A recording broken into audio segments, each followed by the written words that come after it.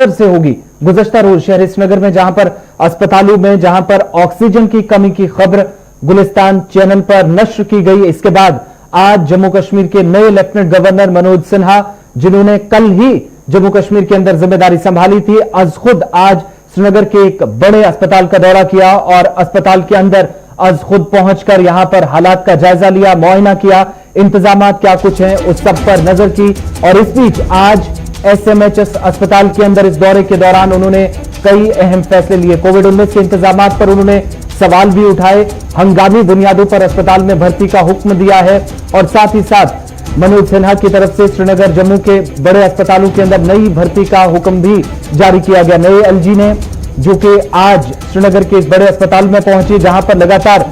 डॉक्टरों को लेकर या दूसरी तरफ इंतजामिया पर कहीं ना कहीं सवाल उठ रहे थे। इसी बीच आज पहला दौरा और कल ही उन्होंने कुर्सी संभाली, जिम्मेदारी एक जम्मू कश्मीर के नए लेफ्टिनेंट गवर्नर को मिली। उसके बाद आज श्रीनगर के SMHS अस्पताल का उन्होंने दौरा किया और इस बीच अफसरान उनके साथ मौजूद थे। यहां पर कोविड-19 के बीच जो मौजूदा सूरत हाल इस वक्त है, डॉक्टरों के कामकाज को जरूर सराहा, लेकिन साथ ही साथ जो इंतजामात है उनको लेकर कहीं ना कहीं उनकी तरफ से नाराजगी जाहिर की गई, जिसके सिलसिले में उन्होंने अब नई भर्तियों का अमल शुरू करने की भी उन्होंने हुक्मनामा दिया है, हुक्मनामा जारी किया है। साथ ही साथ श्रीनगर के साथ जम्मू के अंदर भी जहां पर भी इस वक्त सबसे ज्यादा मरीजों का पहुंचना लगा हुआ है, जहां पर सबसे ज्यादा रश देखा जा रहा है कोविड-19 के बीच, इन सब पर जम्मू कश्मीर के लेफ्टिनेंट गवर्नर ने फैसला लिया है कि हंगामी बुनियादों पर भर्ती का अमल शुरू किया जाए। हमारे साथ श्रीनगर स्टूडियो से सीनियर न्यूज एडिटर सनम एजाज भी इस वक्त हमारे साथ हैं। सनम, गुलिस्तान न्यूज पर कल हमने खबर नश्र की, आज उसका असर कहीं ना कहीं जमीनी सतह पर देखने को मिला।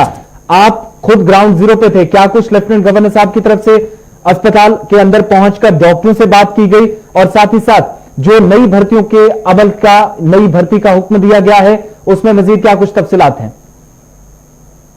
बहुत शुक्रिया आसिफ। तो हम अपने नाज़रीन को बताएं, हमने कल ही खबर की थी, हमने बताया था कि ऑक्सीजन की कमी है श्रीनगर के SMHS अस्पताल में, शॉर्टेज हो चुकी है स्टाफ की, और इसी खबर के बाद इंतजार हम भी कर रहे थे कि क्या करती है सरकार। और शाम 6 बजे आज अचानक श्रीनगर के करनगर के इलाके में फोर्सेस की डिप्लॉयमेंट होती है। किसी को समझ नहीं आता कि आखिर शाम के वक्त में क्या कुछ हुआ, और पूरे सड़क पे SMHS हॉस्पिटल के आसपास अच्छी खासी जो डिप्लॉयमेंट होती है, पुलिस, CRPF, दूसरे लोग डिप्लॉय यहाँ पे हो जाते, और उस दौरान अचानक ही बिना किसी प्रोग्राम के रियासत के LG मनोज सिन्हा खुद आप पहुंचते हैं श्रीनगर के SMHS अस्पताल के इमरजेंसी दरवाजे से अंदर, और आते ही सीधा वहां अस्पताल में बीमारों, तीमारदारों सभी का हाल अहवाल देखने और परखने की कोशिश की। करीबन 6 से 7 का वक्त शाम का अंधेरा लगभग हो चुका था और LG पूरे लाऊ लश्कर के साथ श्रीनगर के SMHS अस्पताल में अंदर पहुंचे। कुछ तीमारदारों से बात की, डॉक्टरों से बात हो ही रही थी, और यहाँ पे सभी मामला पर जब बात हुई तो बात ये भी हुई कि यहाँ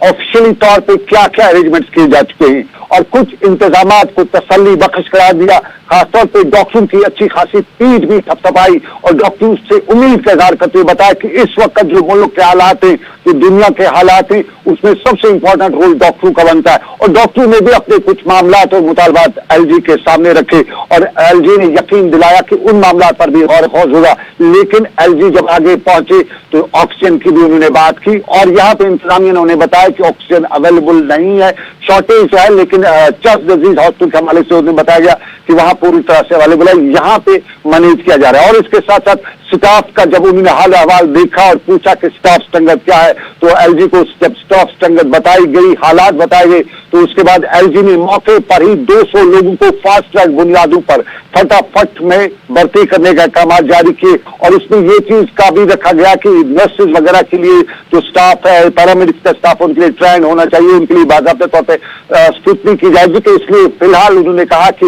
हंगामी बुनियादों पर 200 लोगों को अपॉइंट किया जाए, जो नर्सिंग ऑर्डिनरीज जो कोर्स होते हैं उन पर 200 लोगों को अपॉइंट किया जाए, और इनमें से 100 जम्मू डिवीजन में और साउथ कश्मीर डिवीजन में। SMHS अस्पताल के मुख्तलिफ पहलुओं का उन्होंने दौरा किया, वहां की इंतजामिया से बात की, डॉक्टरों से बात की, और साफ तौर पर गवर्नर जो वापस जब वहां निकले तो बॉडी लैंग्वेज में एक बड़ा सा यूजुअली जब मीडिया के लोग देखते तो पहला उनका यह होता है कि बॉडी लैंग्वेज कैसी है, तो बॉडी लैंग्वेज में यही लग रहा था कि एलजी को चूंकि बहुत कम कश्मीरी उनकी बॉडी लैंग्वेज या मीडिया के लोग उनकी बॉडी लैंग्वेज जानते हैं, सिर्फ उन्हें उनको वीडियो तो नहीं देखा, लेकिन लग रहा था कि एलजी कुछ न कुछ यहाँ पे बदलाव लाने वाले हैं। उस तरह का उनका बिहेव था, उस तरह से उनका जो एटीट्यूड था, उस साफ तौर पर लग रहा था कि श्रीनगर के कहीं न कहीं अस्पतालों में एक कदम जो है वो आगे बढ़ेंगे आसिफ। और इसके साथ साथ दूसरा जो शामदेह हमें पास एलजी के ऑफिस से खबर आई है, एलजी के ऑफिस से रिलेटेड खबर आई है कि इस साल जो मूव के मुलाजमीन थे उनके लिए उन्होंने 25,000 फी मुलाजिम के तौर पर टीए रिलीज करने का अहकाम जारी किए,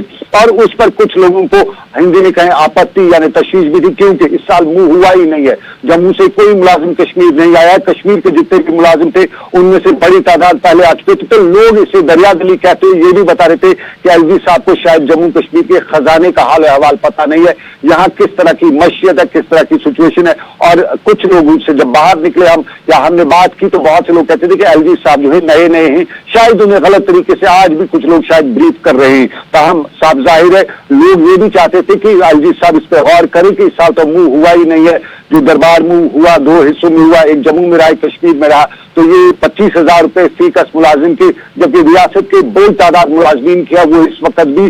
इस ईद पे भी उन्हें तनख्वाहें नहीं मिली हैं, कैजुअल भी है, SRTC है या बाकी डिपार्टमेंट जिनको तनख्वाहें नहीं दी गई। तो कहा जाता था कि पहले उन मुलाजमीन को तनख्वाहें दी जाएं जो इस कोविड की हालत में बगैर तनख्वाह के, जबकि उसके बरक्स से दरियादिली दिखाने की जो बड़ी तादाद में मुलाजिम सिविल सेक्रेटरी उनको 25,000 दे के खजाने पे एक बड़ा बोझ बना रहेगा। देखिए, लेकिन आसिफ मैं आपसे वापस आपके पास लिए चलूंगा, आपको आसिफ के पास लिए चलूंगा, क्योंकि मेट्रो के हवाले से बड़ी खबर आ रही है, रेल जंक्शन के हवाले से बड़ी खबर आ रही है। आसिफ जरा तफसील बताइए क्या है ये खबर। मेरा है कि क्या जो आज नई भर्तियों का अमल शुरू करने की उनकी तरफ से बात की गई है हंगामी बुनियादों पर, इसके लिए कोई टाइम पीरियड सेट किया गया है?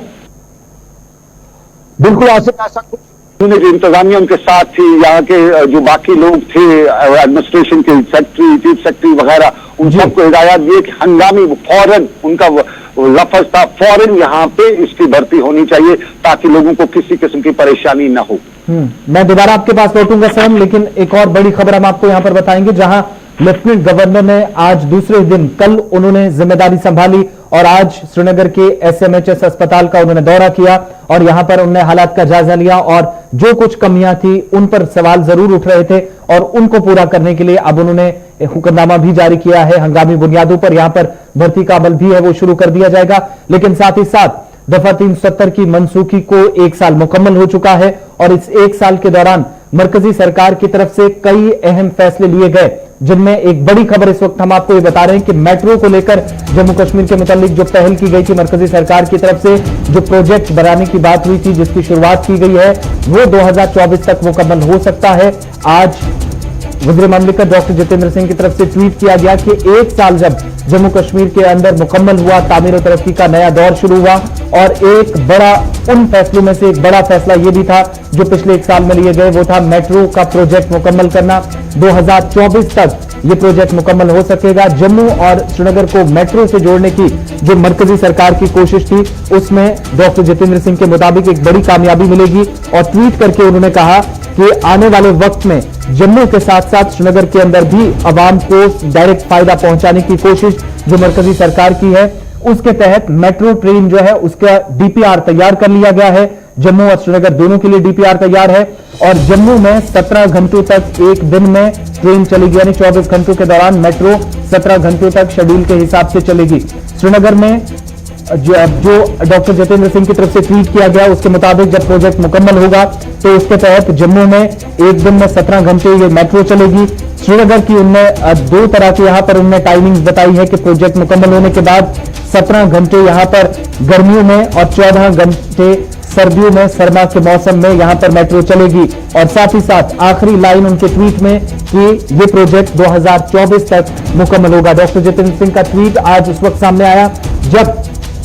जम्मू कश्मीर के अंदर खुसूसी आईनी हैसियत जिसको खत्म किया गया, रियासत को 2 हिस्सों में तकसीम किया गया, उसके बाद लगातार सरकार जो हुसूलियाबियां सरकार की रही हैं, जो अहम फैसले लिए गए हैं, उसके मुताबिक सरकार बार बार दावा भी कर रही है कि कई बड़े फैसले हैं। उनमें से एक बड़ा ये प्रोजेक्ट के मुताबिक जो फैसला था, और डॉक्टर जितेंद्र सिंह ने ट्वीट कर जानकारी दी है कि डीपीआर इस प्रोजेक्ट का तैयार कर लिया गया है, वो इस वक्त रेडी है और अब सबकी नजरें 2024 पर मरकूज, जहां पर 2024 में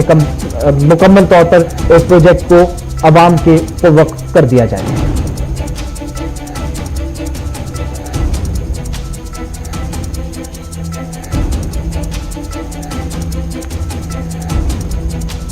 बढ़ते हैं आगे, एक और बड़ी खबर इस वक्त जम्मू कश्मीर के मुतालिक, जहां पर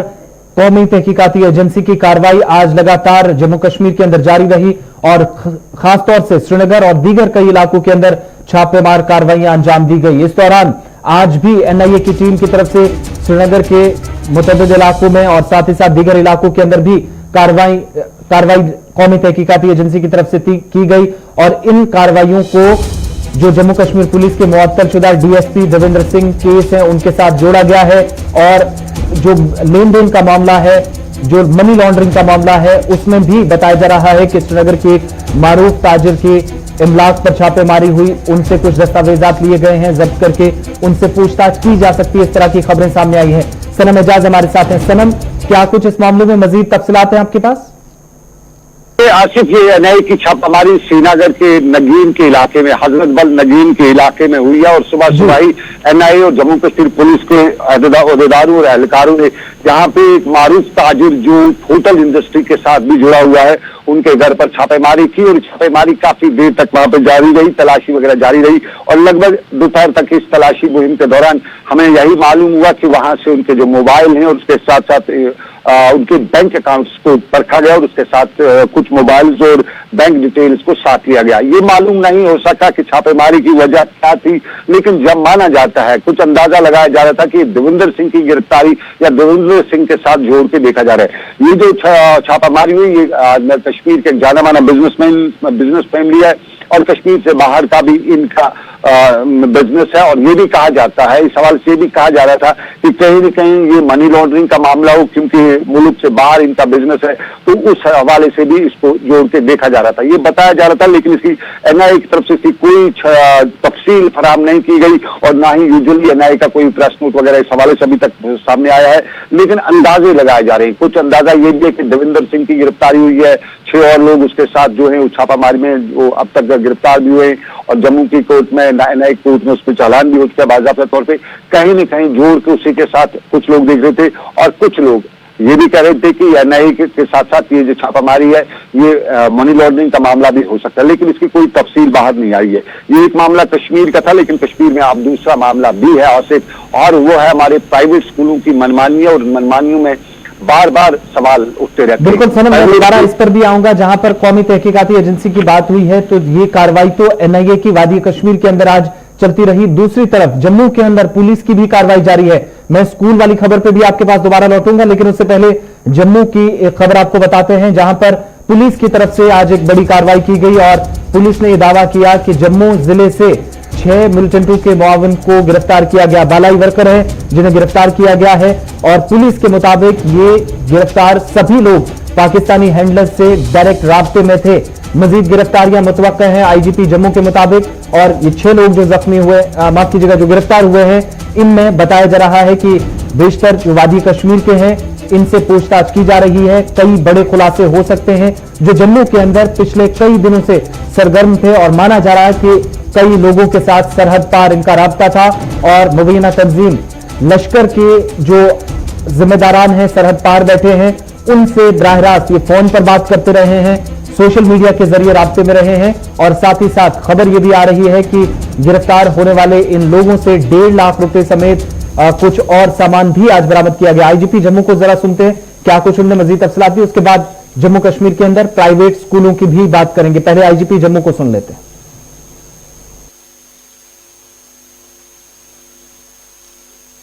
पूछताछ के दौरान इसने कई और खुलासे किए और इन खुलासे की बुनियाद पे जम्मू पुलिस ने और साथ साथ दूसरे स्टेक होल्डर्स है जिसमें आर्मी और पैरामिलिट्री और इंटेलिजेंस एजेंसी भी शामिल है, हमने 5 और लश्कर-ए-तैयबा से जुड़े हुए लोगों को गिरफ्तार किया, जिनके नाम है तौकीर अहमद भट्ट, ये मौलवी का काम करता है, मौलवियत करता है। आसिफ भट्ट जो कि सरेंडर टेररिस्ट है और एक्स एसपीओ है। खालिद लतीफ भट्ट जो कि कॉन्ट्रैक्टर का काम करता है। गाजी इकबाल जो यहाँ तलाब खटिका का रहने वाला है, और तारिक हुसैन मीर। तो कुल मिला के 6 गिरफ्तारियां हुई। इस हारून ने ये नेटवर्क यहां खड़ा किया हुआ था, जो पिछले 2-3 साल से यहां किसी न किसी तरीके से लश्कर की गतिविधियों को अंजाम दे रहा था। 6 लोगों की गिरफ्तारी हुई है। एक पहले गिरफ्तार किया गया था, जिससे पूछताछ हुई। उसके बाद इस गिरफ्तार शख्स ने जो खुलासा किया, उन सबूतों के आधार पर उनको सामने रखते हुए पुलिस ने 5 मजीद गिरफ्तारियां की हैं, जो पुलिस ने डिटेल्स दी, और इन लोगों से 1.5 लाख रकम भी नकदी बरामद की गई है। बढ़ते आ गया बात जम्मू कश्मीर के अंदर तालीमी इदारों की भी करते हैं, क्योंकि जम्मू कश्मीर इंतजामिया ने सभी निजी स्कूलों को खबरदार किया है कि उन्होंने अगर जो लॉकडाउन के दौरान भी उसातिज़ा ने खिदमात अंजाम दी है, उनकी जो तनख्वाह है वो जल्दी से वागुजार करें, और साथ ही साथ प्राइवेट स्कूलों को कश्मीर वादी के अंदर भी नोटिफिकेशन जारी किया गया। सनम के पास चलते हैं, क्या कुछ मजीद तफसीलात हैं निजी तालीमी इदारों के हवाले से जो आज हुक्मनामा जारी किया गया है? सनम,